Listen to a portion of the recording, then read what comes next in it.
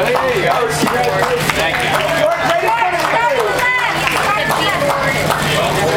Straight ahead, George. Mr. Clooney, sir. Mr. Clooney, go back. This night's on the angle, George. Hold the board up. George, right here, please. George, right side, George. On your left, please, sir. Mr. Clooney, one time right over here, please. Mr. Clooney thing with that.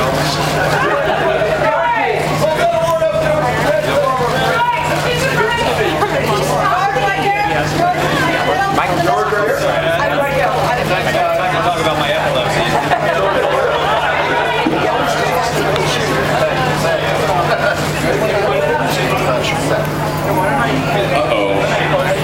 Any questions over here? Hi, you guys.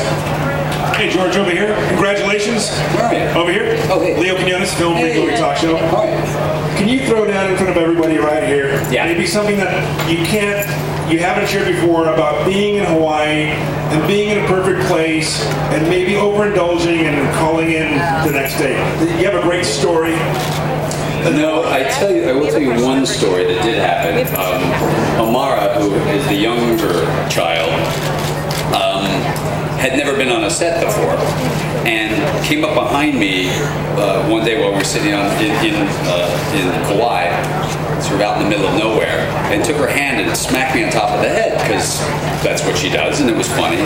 But it broke my two front teeth, and I had to go shoot. And so I had to get crazy glue and take my pieces of my teeth and glue them back together and glue them in to finish the shot. And Alexander came back and saw me gluing my teeth in and made some joke about the fact that I really was from Kentucky. So that's my Hawaii tragedy story. Hi. Who else? Hi, George. Right over here. I'm sorry. Hi, congratulations. Thank you. And I really enjoyed your acceptance speech. I'm just throwing it out there. I think you need like a Tommy Bahama custom suit.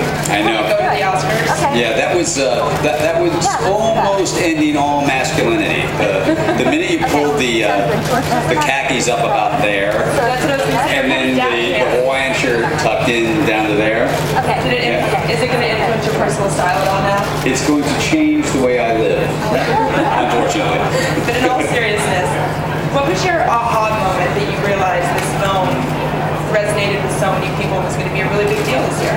We were in Telluride, I think, the first time we showed it to a big audience, a critical audience, and the first time we understood and heard people laughing, because the funniest thing is, when you're doing it, there are a few moments in the film that you knew would be funny, but there were a lot of those that were found or were always there for the director, but weren't necessarily there as the actors. The actors didn't know it. So it was nice to hear some of the laughter because that really set up some of the really rough stuff later. You know?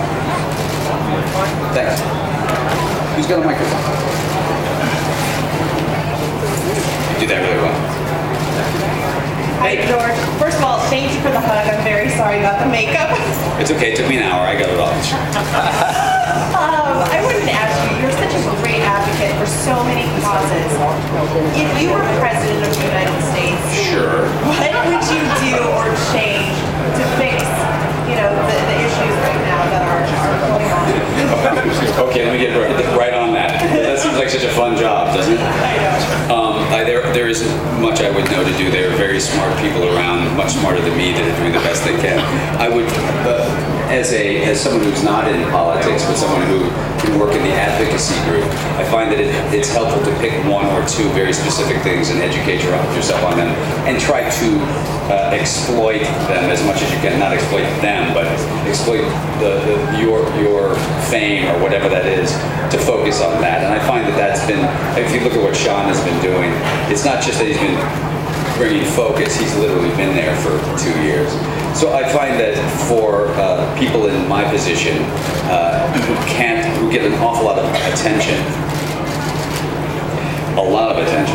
it's nice to be able to refocus that on people who can't get any attention. And I think that's the thing we do better than trying to speak about things we know nothing of. Thank you so much and congratulations again. Come here. Great job, Dave.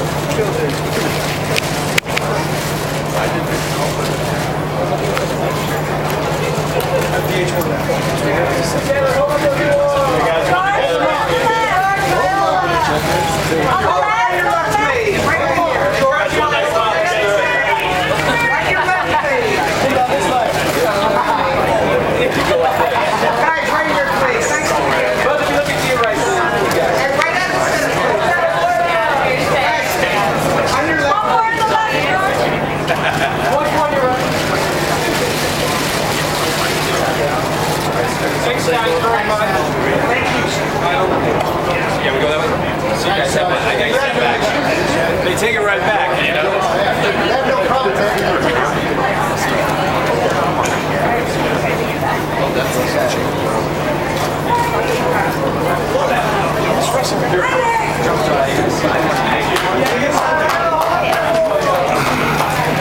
your